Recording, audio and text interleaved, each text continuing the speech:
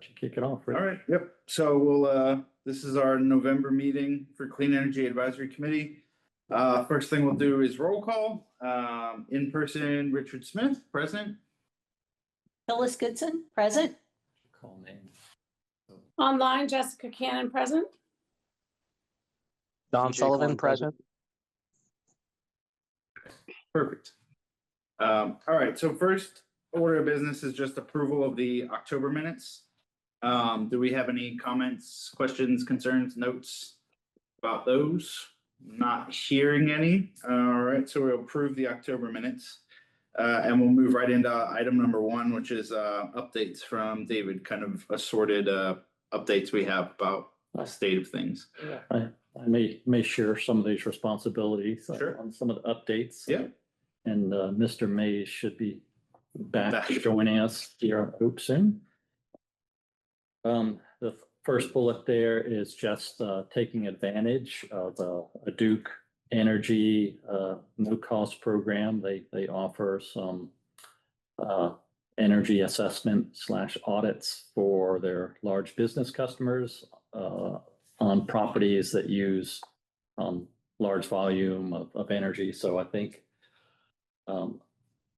and there's only a certain number of slots that they provide, across the region every year. So I think we're getting some of the last 2 slots, and we've designated both the Skyline Center and police headquarters for their energy assessment. And I believe I attached on the second page of the agenda document the energy assessment kind of one pager.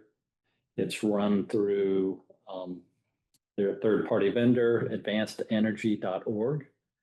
You can just kind of see on the one pager, kind of the general aspects and areas that they focus on. So we've already been in touch and had to get the various approvals through Duke Energy, but we should be moving forward with here in the next month. They're trying to get it all done before the end of the calendar year. So we'll just be coordinating on site here, both at Skyline Center, as well as maybe a little bit more complicated coordination at the police headquarters, but there'll be some on-site visits. But again, all in, our efforts towards energy efficiency, which I know Rich and Sean and PJ are always preaching. Those are our most impactful areas where we can really help reduce the amount of energy that the city consumes. So, looking forward to the process, and be interesting to kind of see what they dig into and identify it at both of those facilities. Any questions from anybody in regard to that service through Duke Energy? Certainly with our budget that we have to spend towards these efforts, anything we can do that's no cost through Duke Energy, in particular, some of their programs, it's very beneficial. So appreciate we work closely with Wilson Hudspeth, our large account manager here for the city, and he was instrumental in kind of getting us those last 2 slots here towards the end of the year. No, that sounds great. Sounds like they just do sort of a rudimentary inventory, which is always good to have another set of eyes. So good work pulling that off. Yeah, I've spoken with some other colleagues around the state who've also used advancedenergy.org, this same program, and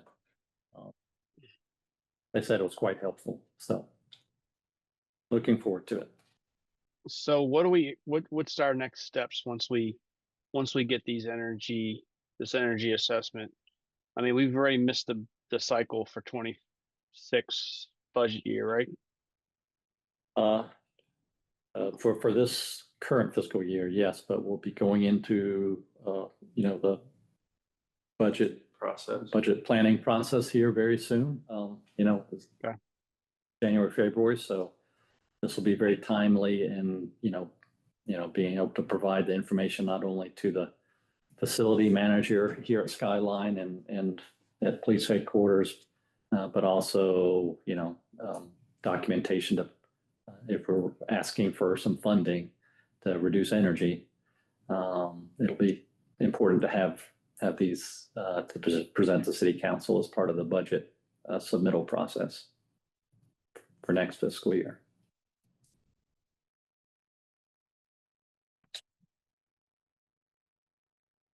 Next item on the updates is just new committee members. So we did get that process moving in approvals from the mayor.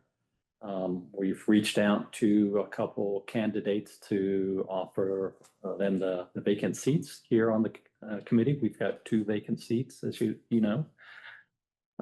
Waiting to get a response back from them.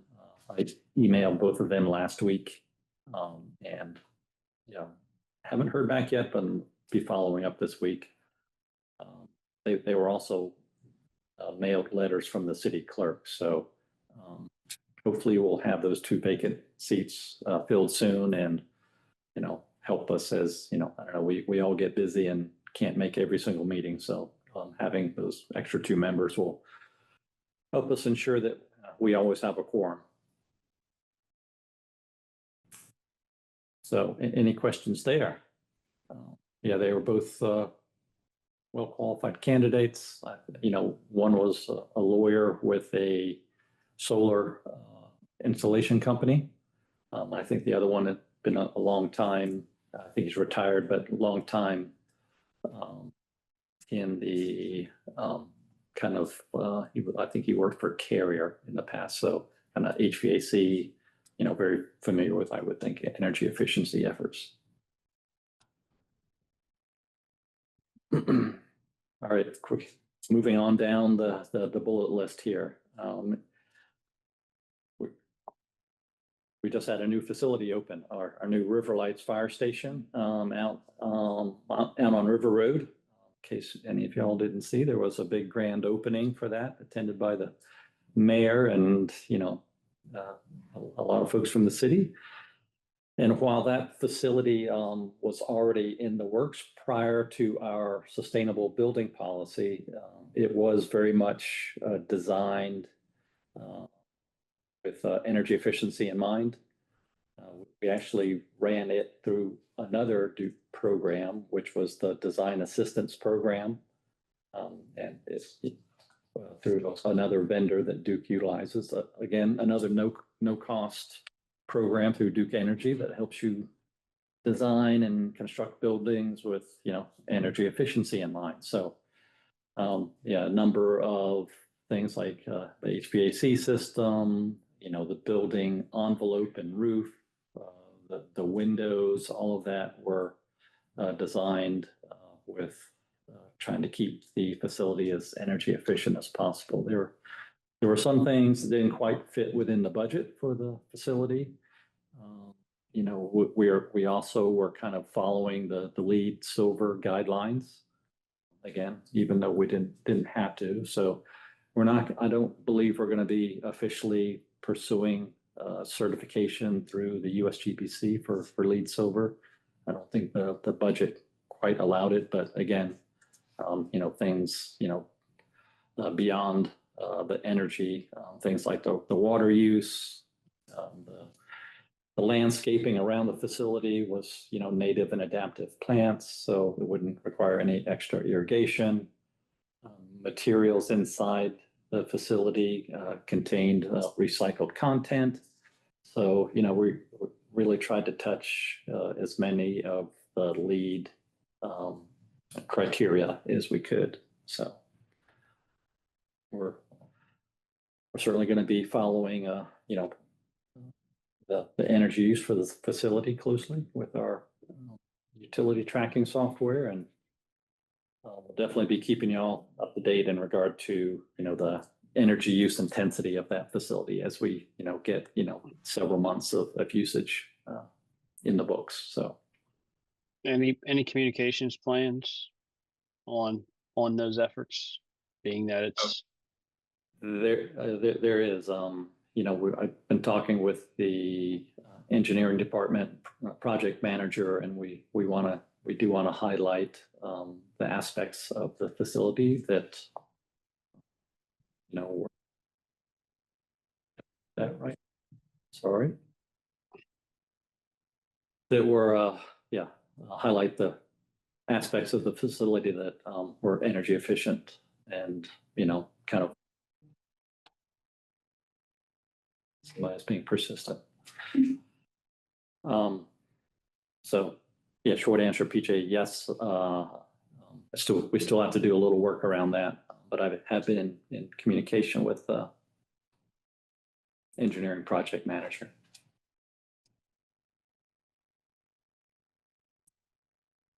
Was anybody able to attend that grand opening? Yeah, It's not. it was, yeah, quite the ribbon cutting grand opening. So I know a lot of people, I think from the River Lights community were, excited to have a fire station in their neighborhood now, and it looked like it was quite well attended, so. Next, our fleet EV transition study, just continuing to keep you all up to date on the progress there. Excuse me. We just had another meeting last Thursday with ICF, our vendor, performing the EV transition study. Just really kind of fine tuning the inventory of vehicles that we've provided them. We finally got all of the vehicles from the fire station as well as golf course equipment and vehicles. I think this study is only going to be as good as the data that we put into it. So we're really kind of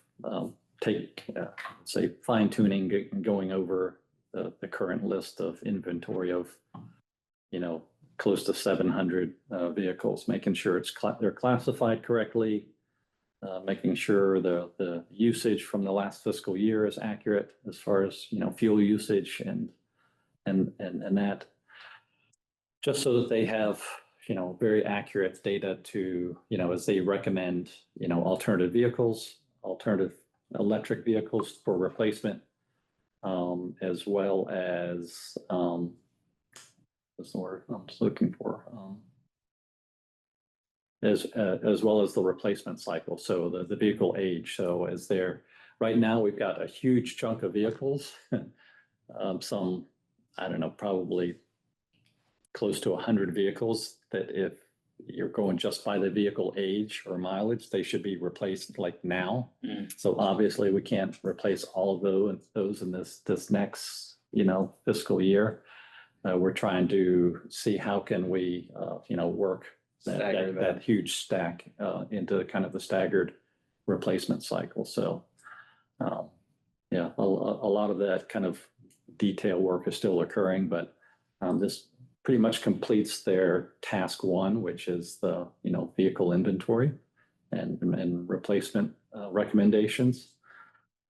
And we'll be moving into task two, which begins to, look at the EV charging infrastructure and site work. So they'll be invoicing us for this first task here soon, and we'll be submitting that for a reimbursement through the grant process that's funding the vehicle study.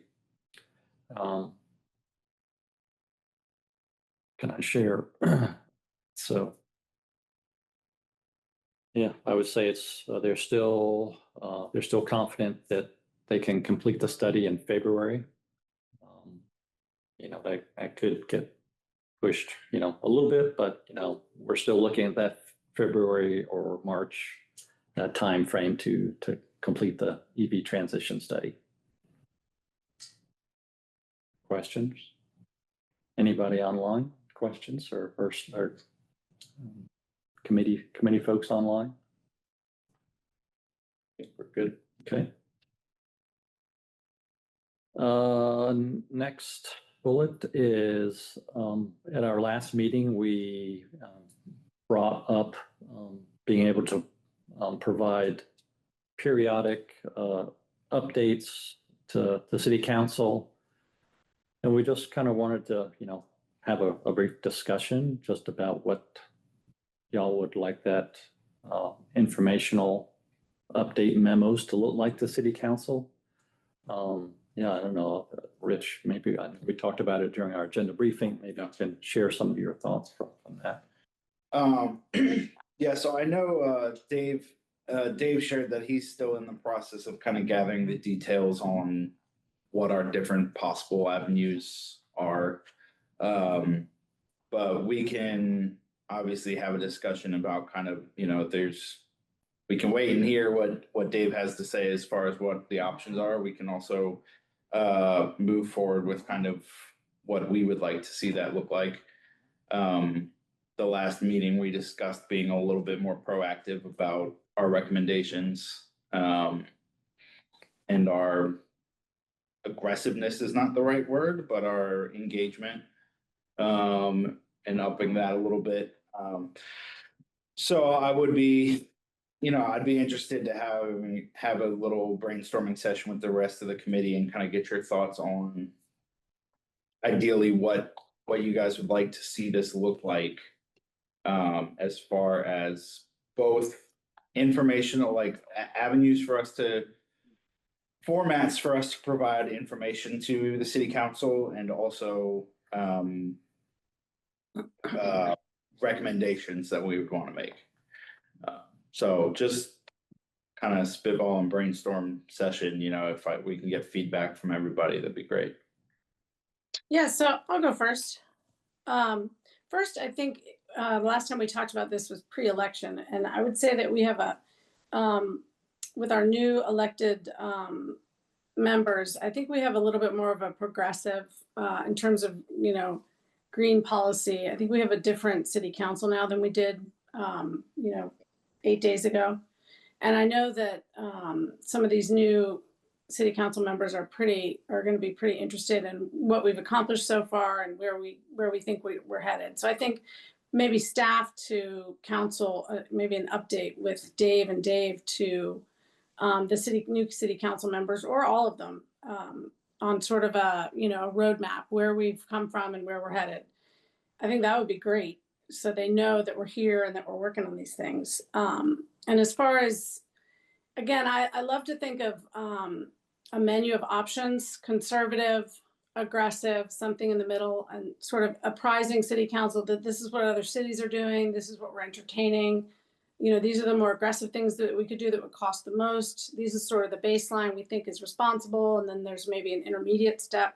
If we can kind of have a dashboard that we always refer to, whether in our meetings or when we're presenting to them. So I just know from serving on other boards and working on other issues, it's always good to have sort of a grand map in front of you so you can reference back and forth. Because so much of this stuff is so esoteric, it gets lost in the translation. So I'm also just a very visual person, and I do much better with decision making when I've sort of got the whole thing in front of me, and then we kind of zero in on different issues. So that's just sort of my off the cuff thinking.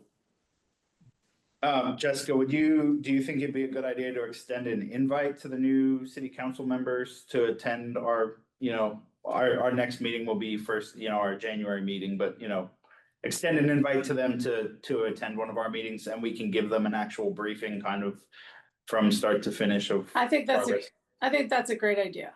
And obviously I think it should be staff led, but I would love for them to be introduced to all of us and to kind of get an overview of, like I said, where we're coming from and where we think we're headed. And let them know that we're here if they see something that they think is amazing happening in some other community and they want us to look into it, that kind of thing. But yeah, that's a great idea. I think what we really need is our energy usage over time. And that can correlate to pricing as well, but we also need to normalize it. So the city's growing, we've gotten rid of buildings, we've added buildings, and being able to normalize it on something like and kilowatt hours per square foot, or something to show that we are driving down intensity. And I don't believe we can show that right now because we haven't implemented some of these energy efficiencies. But also, David, you had a pie chart, or at least you had some numbers that showed us where our energy comes from. at the city perspective, utility, on-site generation from our solar panels, et cetera. I think that would be helpful to show them this is our current source of energy usage. PJ, I'd like to add on to what you just said a second ago. I love the whole idea of normalizing that, but even taking it a predictive step forward, possibly, where taking into account some of the things Jessica was talking about, these are some Yeah. low hanging fruit. This is what it could mean in the future. The investment now in some of these things and how it can save us long term. Yeah, but you need to show historical though too, right? I Absolutely. agree with No, I agree with I'm you. talking about the next phase of it. So yes. Yeah. Yeah. So Building on that. you basically chart out your energy intensity and then you show a continuing on the same trajectory, or here's some changes you can make. This is where it could get you to. Great ideas. Hi, sorry, I'm off camera and I'm also late. I apologize. I'm under the weather today. I really like Thanks. the idea of inviting the new city council, well, any city council member that, would like to join, but especially the newbies. And in the invitation, um, I know we always do an outline of the agenda, but maybe if there are any particular things that they are interested in ahead of if we invite them in December for a January meeting, ask if there's anything in particular so that we have at least one meeting in between to ensure that we're prepared to address anything. If they have any specific questions or particular things that they would like to see, just to make sure it's the most effective use of time for everyone.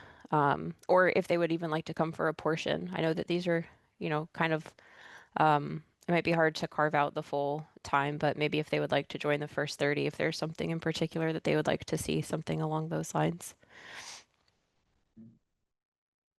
Yeah. Yeah, I know, we're bringing this up, with, our direct reports, up the chain from myself, Dave Mays, to get input on what the best approach for this to council would be. So, yeah, we want to be, in Hey, particular, our new members. Yeah, yeah, go ahead, Sean, sorry. Hey, well, I was curious. I didn't attend the last year's update to City Council with Rich presenting, but did we mention that at the end, like kind of what we're talking about now, just to reinforce, like if you guys would like to attend, like us, at the end of the presentation, and maybe that's a good introduction for them to come.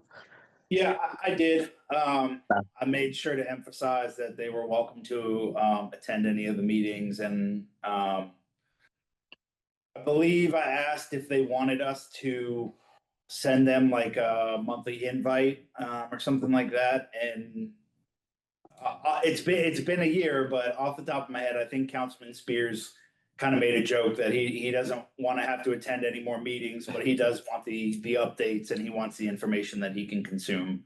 Yeah.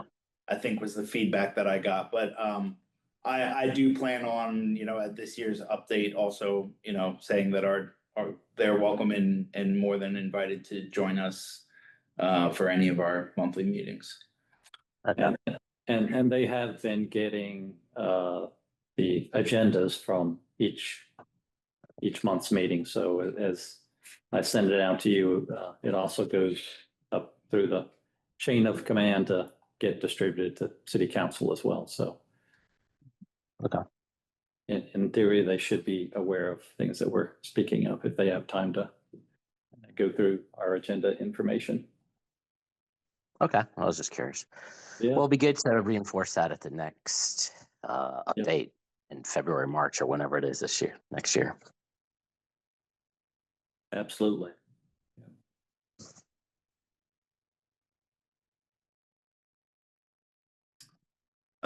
Okay, so my notes for possible like next step action items would be extending an invite to the new and current council members for an update, introduction / update. directing David to provide us with a normalized data set for the existing facility operations. Maybe directing David to, or recommend, asking David to identify some number of energy efficiency measures that he would like to implement with, if he had the funding for it. And then show our current forecasted usage and what the change in that usage would be if we were able to do any of these, energy efficiency measures. Does that sound like good next steps to the committee, or are there things I'm missing, or other, what are your thoughts? I think that sums it up. Anybody else? Okay. Great. I'll take that as okay. All right, that sounds good. And then, so that's kind of next steps. I also wanted to just touch base with everybody as far as, do we want to be providing a regular informational update, or I think maybe the best course for that is to wait until Dave gets feedback as far as what the available channels of Well, communication are for I think us. that's what we're targeting, maybe once a quarter, kind of an update to Okay. city council, as Okay. opposed to, a single annual report, just to Okay. maybe an end of each quarter kind of thing is what's, kind of in my mind. I'd like some kind of vehicle if we have, like, let's say we have a discussion in the committee about a topic or a news article or a new issue that we see coming up, and we want the city council to be informed about it. I would like to see some kind of vehicle where we could share that with them. Doesn't have to be an in-person meeting, could just be like an informational memo with whether it's, a link to a couple sources that we would recommend that they read about, or, like a one-page briefing from whether it's one of us as a subject matter expert that gets approved by the committee, or from city staff, or something like that. But I'd like to have a way for us to, if there are issues that we feel like the committee should be aware of, or the council should be aware of, not necessarily like just related, what am I trying to say? Like, if there are new and upcoming, like, relevant issues that we feel the council should be aware of, and like, just say like, hey, you may want to pay attention to this. I'd like to have some kind of method or vehicle for us to. I mean, we could kind of have like a highlight section in each. If we're, doing something once per quarter, kind of have like a highlight section, kind of, or a priority, however you want to title it, not only an update of things we're working on, but hey, this is something we feel is important. And I think I like that work. I like that idea. I might ask if we can play around with like adding a section to the agenda for discussion topics like this, so if it's in the next month, if any of you have topics that you want to discuss at the next meeting. I'd love that input from the membership as a whole. If there's some, if there's something, I generally come up with the agenda each month, but if there's, feedback, something that you guys are particularly interested in that you'd like to bring up for discussion, that would be great. So whether that's every month or, as things come up, we can always hold a space for that. Okay. I like the idea of that. Again, I want committee's feedback. I see an opportunity for us, to be kind of like a flashlight, you know, highlighting some of these different ongoing issues for city council. You know, there are so many things vying for their attention, or any public servant's attention, you know, for that matter, that I think it's an opportunity for us is just one more thing that we can contribute as far as if we can highlight some of the issues that we feel are important, to moving towards our clean energy goals, that it can help them be more informed and just can kind of provide some direction for them as far as guidance that we think these are things that are worth, you know, investigating and reading up on. Absolutely. Yep. Okay. Love that idea. Okay.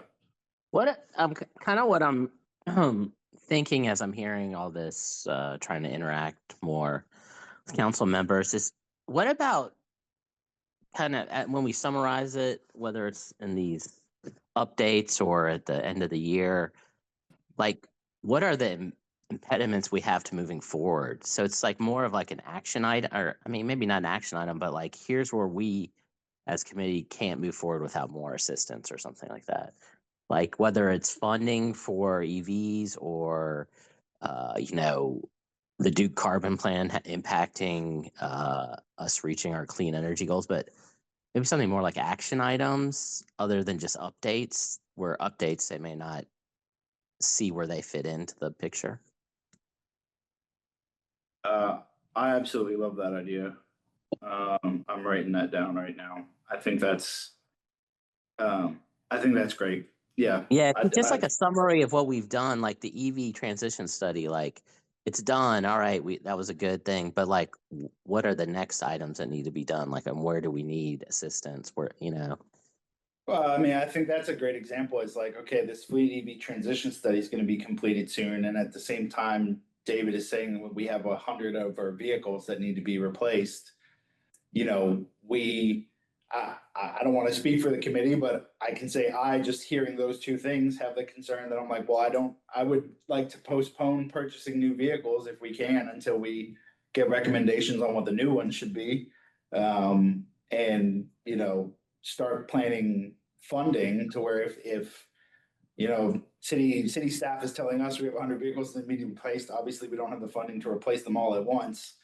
This is a concern going forward. Well, the funding to replace vehicles kind of is an ongoing process. It's like, Yeah, we replace, don't think- we replace like a third of our fleet every 2 years? It's really, Yeah, really impressive. And yeah, I was yeah. thinking, this kind of goes along with what I was talking about earlier, where we have a menu, you know, the do very little, do a moderate amount, be really aggressive. And that's the kind of thing that would be on there. Should we go ahead and commit to, you know, half of the fleet replacements that we're going to do next year? Should we go ahead and do electric? That kind of a thing. So Jessica, do you see that? Because I'm trying to picture how we frame kind of like everything we do in that model. So would you like for each initiative or like each kind of action that we talk about, would you provide like a separate good, better, best for each one? I'm having a hard time framing like kind of putting an overall plan of like, this is the whole direction we go into like a good, better, best, when, you know, some options are like, do it, don't do it, or other ones do have like so for example, like LEDs, I mean, in general, we're going to recommend like go to LEDs or don't. We're not going to say like, well, you could replace with CFLs. Like at that point, I really don't think it's financially like it makes any sense. So that's kind of like a do it or don't. But like for the fleet transition, it's like, yeah, you could purchase the exact same vehicles you have now. You could purchase a hybrid version. You could look for a full EV version, XYZ. So how do you kind of see that?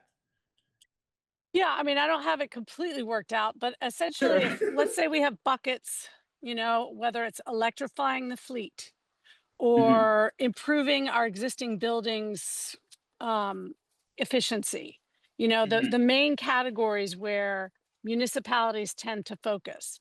And, you know, maybe we have sort of a flagship idea, like let's get the fleet electrified as quickly as possible to the extent that it makes sense from our studies.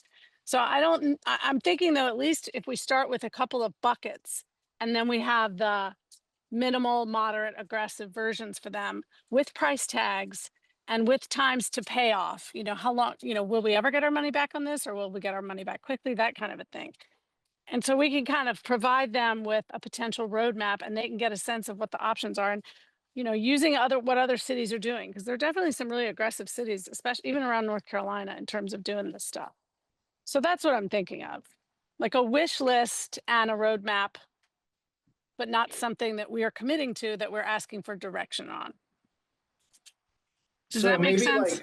yeah, it does. So maybe do you think like, when you're describing that, the picture that popped up in my head is kind of like an organization or like a flow chart where you have, the overall sustainability goal at the top, and it branches down into the individual kind of, we discussed in our first or second year, we put together a list of like 9 key focus areas.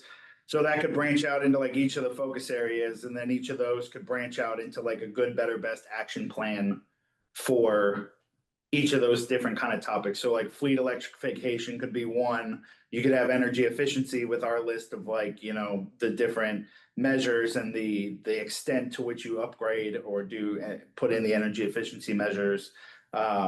Another for, renewables or the sustainable building policy, and things like that. Does that sound like something that kind of fits into what you're thinking? Absolutely. And Okay. we could have sort of the simple version, and then, hyperlinks to the details, so that we can keep people engaged by keeping it simple. And I think also on that, we should probably have our own energy goals. And if we don't match up with the state anymore, we should draw that distinction. If we're being more aggressive than, what Duke's doing, that kind of thing. Because we haven't talked about that in a little bit, but I know there are plenty of states that are going to, stick with the Paris numbers, and even though the United States isn't doing that anymore, kind of a thing. So that might be part of it as well. But yes, exactly what you're talking about. But I do also like, that's just a quick thing. I did want to point out that the COP30 meeting is taking place this week in Brazil, and one of the officials there gave a shout out to local governments and mayors in the United States that are continuing with their clean energy initiatives. So kind of nice that we're getting recognized on an international stage. Just a little wind in the sails for us. Just wanted to give us the kudos for that. I got an invitation to attend. Unfortunately, it wasn't in the budget. Maybe next time. Yeah. Okay, well, that sounds good. I think then we will work towards putting that information together in those kind of structures. And David, you and I can chat about kind of what we as a committee can do to help assist, like develop that. Okay. So that we have something to present to give city council that we can utilize moving forward. Yeah. Any other thoughts or input on this before we move on? Not hearing any? Okay. I don't. Good. So What's I up, don't. BJ? Oh, okay. All right, sounds good. In that case, we'll move on to the next update, the Duke Energy Smart Saver rebates. Yeah, just continuing on the energy efficiency trend or topic. I've mentioned this in the past and earlier today, even as I mentioned the design assistance program, but we're constantly taking steps to take advantage of these programs and install stuff across the city towards our energy efficiency goals. And I just wanted to take a moment to just highlight some of the things that we're currently working on. So our buildings and facilities guys have just purchased, I think, 26 smart thermostats to install initially at locations across the operations center out at River Road, so that they'll be able to, just via an app, they'll be able to, monitor conditions within all of those facilities. So all of those were, of course, available for Duke Smart Saver rebates. So I've begun the process of submitting the information and thermostat specifications back to Duke Energy for their approval for the rebates. So not only is it saving us energy, but, you know, we're taking advantage of saving money with, you know, with all of these items here. You know, go ahead. Specifically on the thermostats, obviously there's a setup parameters and there's lots of features and settings within those thermostats. But what are we doing? What is the city doing, whether it's monthly, quarterly, to audit those meters or those thermostats to make sure that they're still where we want them to be? I mean, I'll give you an example. Someone sets it down to 68 degrees and it's never checked, and it may run for 68 degrees when it should have been set at 72 for a period of time. Yeah, Is there some yeah. process in place to audit those? That's a good question. You know, we've got a really sharp facilities staff person who was kind of taking charge on all of these smart thermostats. So that's a question I can go back to him on in regard to kind of what audit or you know, how are they keeping track to make sure the settings, particularly as we're switching from one season into another. You know, how are those being adjusted and spot checked to make sure that they're staying where intended? You know, I think that, you know, I'm sure they're setting up some kind of alarm systems notification on these so that, you know, if it's outside of the range that they have set for those facilities, they'll get a notification. But, you know, I'll get the details on that and follow up with you, get that answer. I know, I think you had mentioned, David, that these are wireless thermostats and they are, or Wi-Fi thermostats, and they are planning on monitoring them all remotely, right? Correct. Okay. Yep. So I just want to make sure that this is something that can be easily done by, like, you know, one person can view all of these thermostats, and it's not a matter of like, okay, I have to go visit this facility and walk around and look at their thermostats, and then visit that facility and walk. All remote. That's the whole goal. You know, and these are, you know, ideal kind of devices for, you know, these are all our smaller facilities that are scattered across the city. So that's exactly the goal that they're trying to achieve, is so that they don't necessarily have to go visit each site. They can just pull it up on their, you know, they all have tablets or iPhones or whatever device that, you know, is most convenient. They can just pull it up and check. So David, this goes in your sustainability realm, does not go in clean energy, but if you could ask the question too, has the city looked at smart irrigation controllers? or you bring up a yeah, just yesterday, I was in the gym in this building and saw the outdoor sprinklers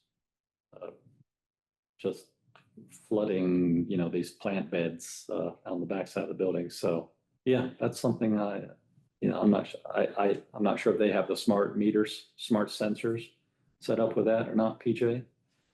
They should. We probably water a lot of plants in this city. Yeah, probably even while it's raining some days. Yeah. Yep. So yeah, good point. That's But you said about the Wi-Fi and the smart thermostats, and that immediately triggered my brain. And I know it's a sustainability initiative, so food for thought. Yeah.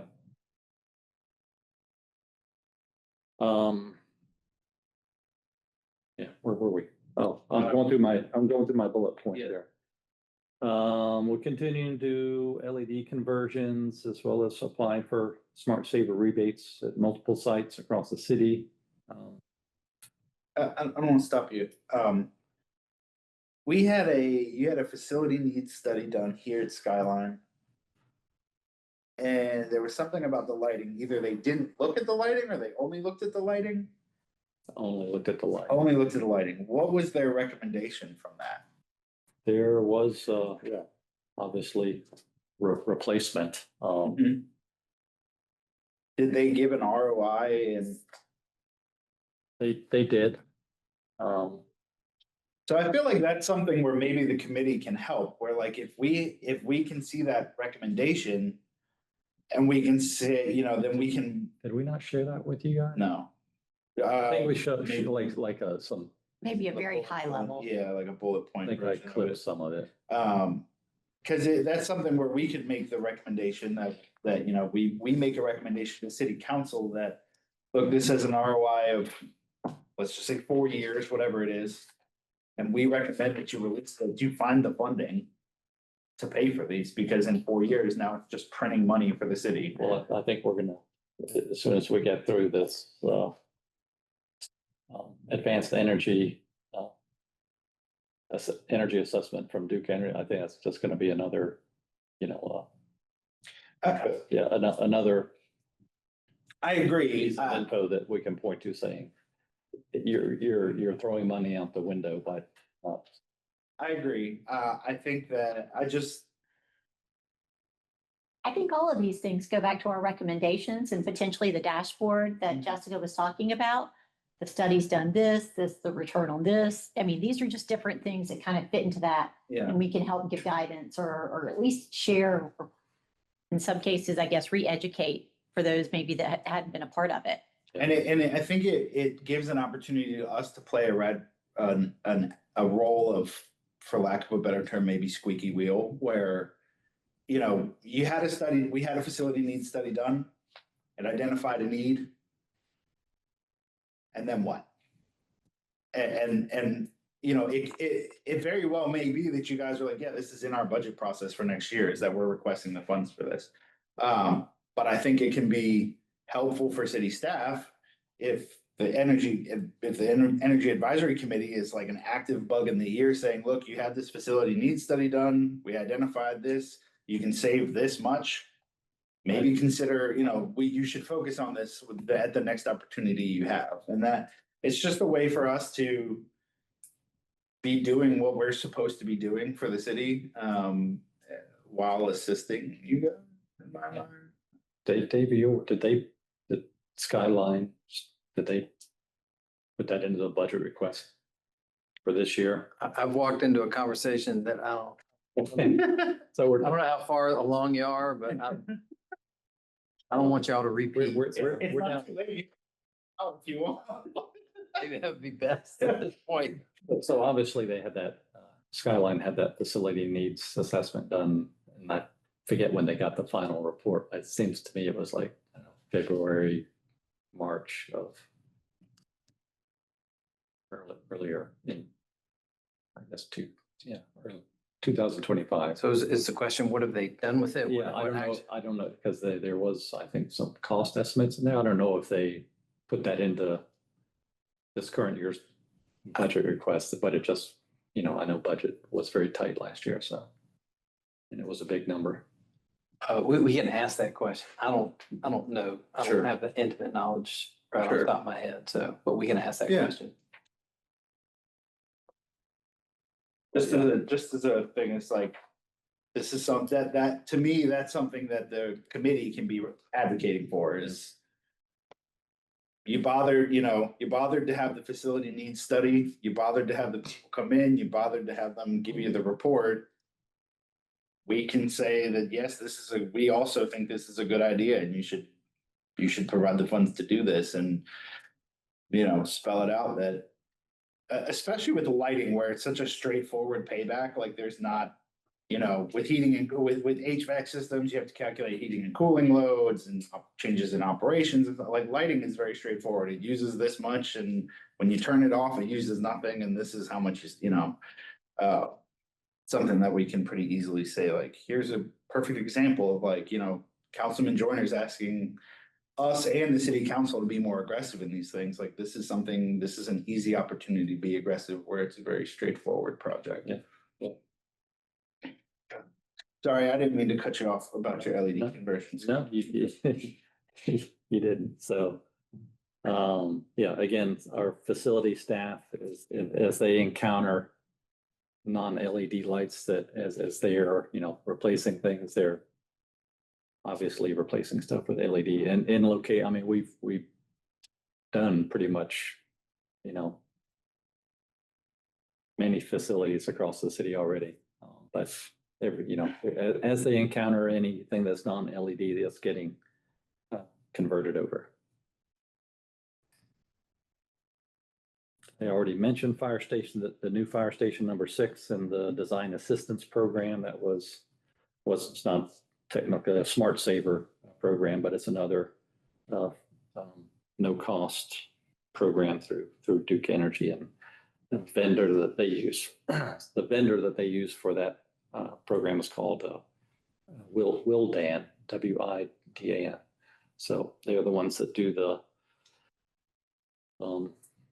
design, energy efficiency analysis. They use the specifications that the designers come up with and estimate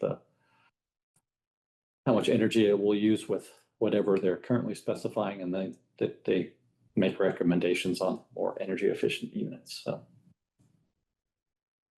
and the last one is just HVAC replacements. I think we've got 9 or 10 HVAC units that we're replacing across facilities. It's a capital project. And we're submitting all of those for Smart Saver rebates as well, which will be a good chunk of money coming back to help offset those costs. That moves us to the next item there, which we kind of. Before we move on to item number 2, any questions or comments about the Smart Saver rebates? No? Okay, yeah, move on to item number 2. This is something that myself and Sean and David discussed. One specific instance, and then kind of more generally. So I attended a Sierra Club meeting where they had Dr. Shu come in. If you're not familiar with him, he's a geologist who used to be a professor at UNCW. Prior to being at UNCW, he worked in the oil and gas industry for 20 plus years, I think. He's since retired, but is still very active within the community. He gave a kind of overall presentation that was kind of like state of the environment here in southeastern North Carolina.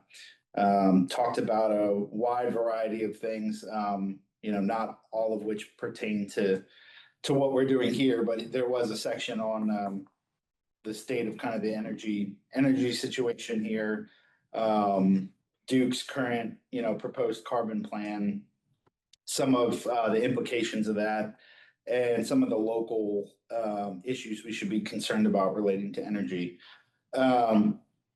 I wanted to bring it before the committee to see if there would be interest from the committee in having him give us that portion of his presentation to the committee, and if so, if there were any other areas of the energy industry or field that we were curious, that we had questions about, that maybe he could also provide some guidance or information on. So I just kind of want to get committee's opinion, gauge your interest on that before we kind of extended some kind of invitation or request to him. Anyone? I Sorry, think it would be. Oh. could you repeat what the local focus was for his presentation? Sure. So it was a wide variety of environmental topics given the audience he was presented to, but there was a component of it that was energy related.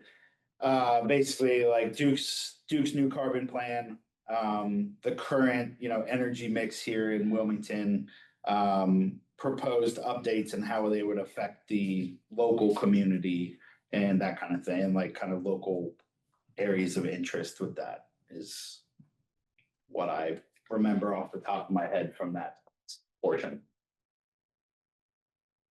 Phyllis, you were saying? Oh, I think it would be beneficial, at least some of, a subset of what he talked about to that larger group would be beneficial for our group. Okay. Anybody else? I think anybody from the outside that could give us some additional perspective would be helpful. Okay. I agree. Okay. That was my thinking, but I wanted to, we wanted to run it past the group before we tried to bring anyone in. We don't want to waste the committee's time, but are there any specific topics that the committee would be interested in learning more about or hearing more about, or just kind of a general, presentation? I would give them our guidelines or like the topics that we pursue here and ask them to focus on, topics related to That's a great idea. That's a great Just so idea. so he doesn't walk in and start talking about, Yeah, whole absolutely. usage. Absolutely.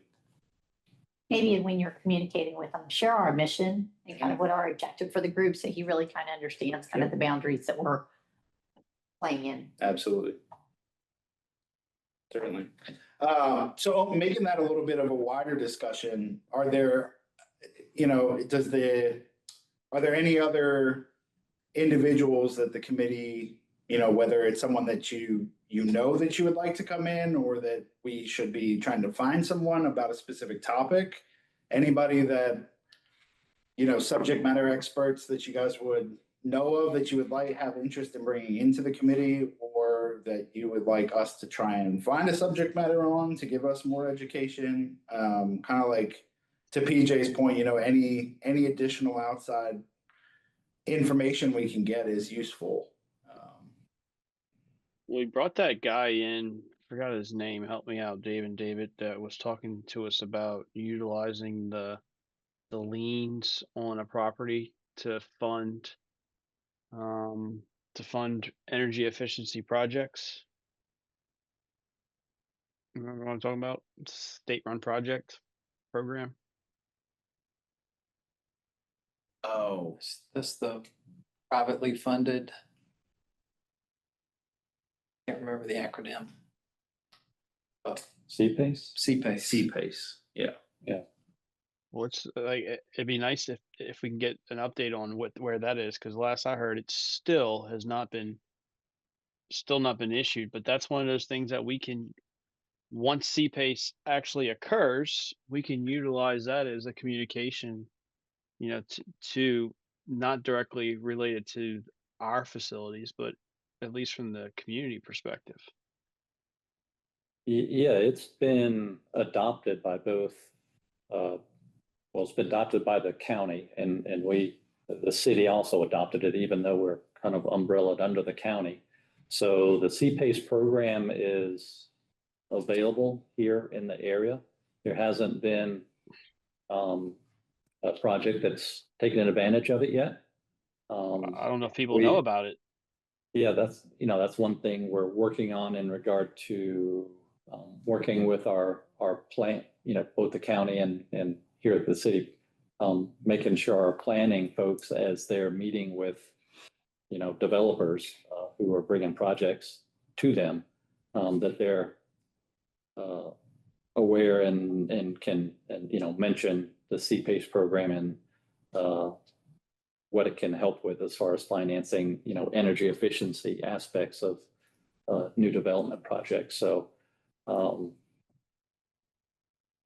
yeah, and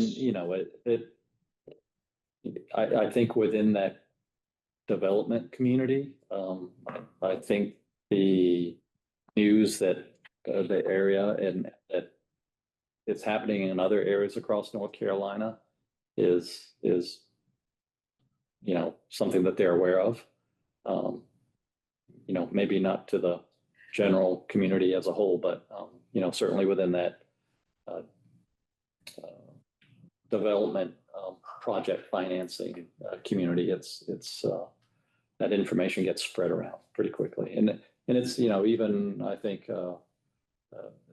I think we've mentioned the North Carolina Metro Mayors Association. I think the information was shared as various communities across the state are also advancing CPACE within their communities. That information was shared at that kind of level as well. So, but yeah, I mean, we can always do better for advertising it and making making others and just the general public aware that, these are things that the city and county are working on. My colleague there at the county, Madeline Wampler, and I, we just were asked to speak at there's a gathering here in the city of, I think I've mentioned it to y'all in the past, but there's a monthly green drinks group that gets together. And she and I were recently asked to speak at that gathering in regard to, everything that we're working on. And that CPACE was something that we mentioned as an area that we collaborated closely on together. So, but you're right. Well, you're right, PJ. The more advertisement highlight that we can provide to programs like that, the better for the private development community. Okay. I would just say I'd encourage, like, if you guys think of anybody that that you'd like to bring in to speak, or if you have any particular areas of interest that you'd be, it's, hey, does anyone know someone in this field that could give us some information on this? Be sure to share it with the group so we can pursue it. Yeah, I mentioned on our earlier meeting about trying to get someone from GE to talk about nuclear would be good.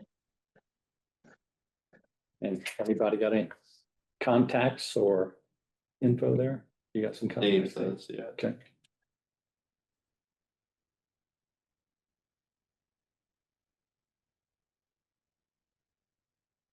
I'm certainly interested to hear, like, you hear the data centers are targeting areas of the country that have nuclear power available.